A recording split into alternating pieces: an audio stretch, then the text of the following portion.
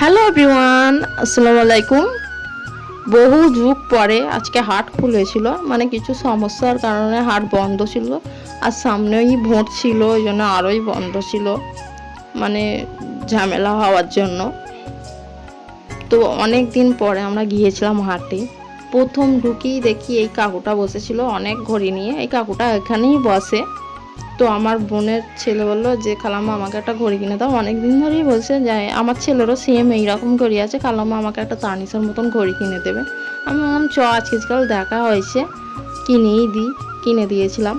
তো হাটটা আমি ঘুরে দেখছিলাম, এখানে তোমরা সমস্ত জিনিসই পেয়ে যাবে, কিছু বাদ নেই। আর আমার বলার কি আছে, তোমরা তো অনেকেই আছো, যাও হাটে যখন যাই অনেকেই বলে যে আমি তোমার ভিডিও দেখি।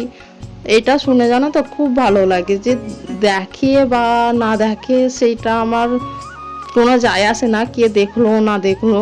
মেন কথা আমার ফ্যামিলি আমাকে সাপোর্ট করে, এইটাই সবথেকে বড় কথা। তোমরা সাপোর্ট করো বা না করো, তো অনেকেই আছে আমাকে খুব সাপোর্ট করে। আমি দেখি আমার কেউ যদি বাজে কমেন্ট করে, সেই কমেন্টটা আমাকে আর উত্তর দিতে হয় না। অনেক মানুষ আছে কমেন্টে উত্তর দিয়ে দেয়। একজন আছে যে সালমা, আমি নামটা ঠিক ভুলে গেছি, সে আমার থেকে ছোট কি বড় আমি জানি না।